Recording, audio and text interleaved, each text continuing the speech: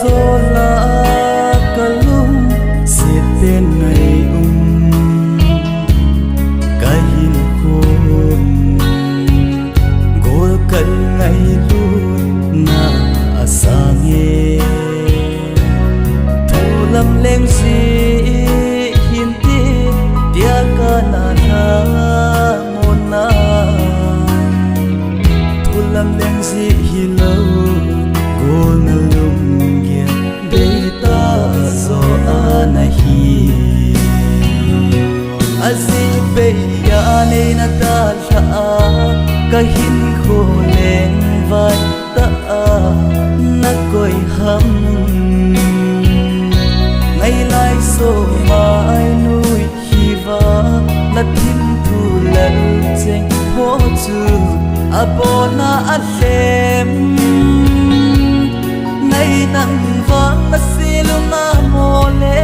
hin khwa ki ho lo na ting be ma lum sit nei na chan zo ham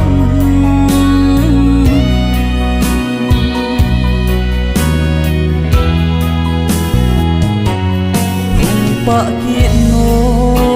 kana tia ko ki ting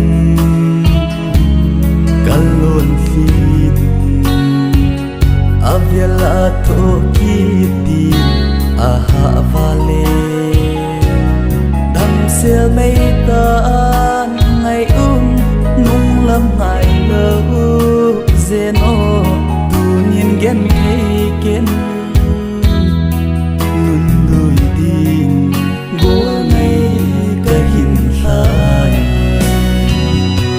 azi pe ya nei na ta tha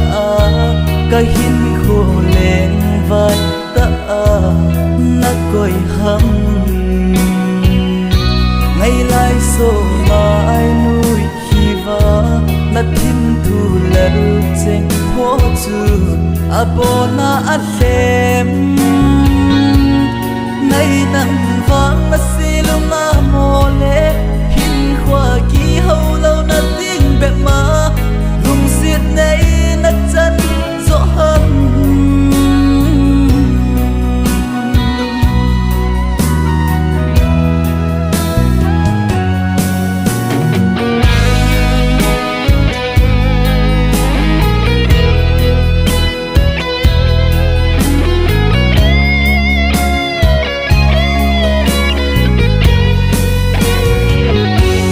kum kho ki he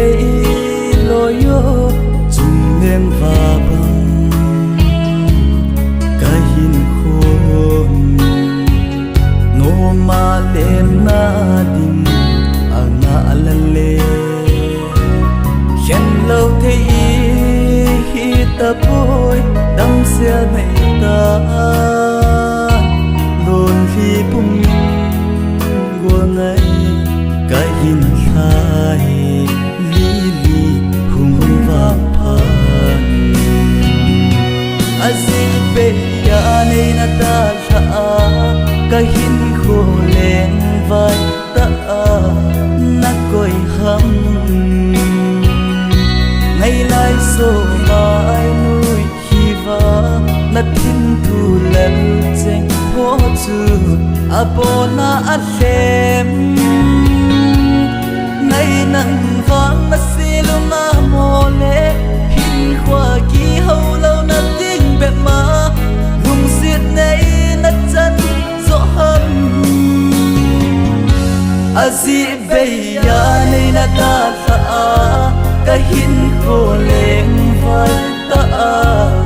na koi ham lum sit so mai nuôi hi va na thim thu lal cheng ho chu abona alem ngày nang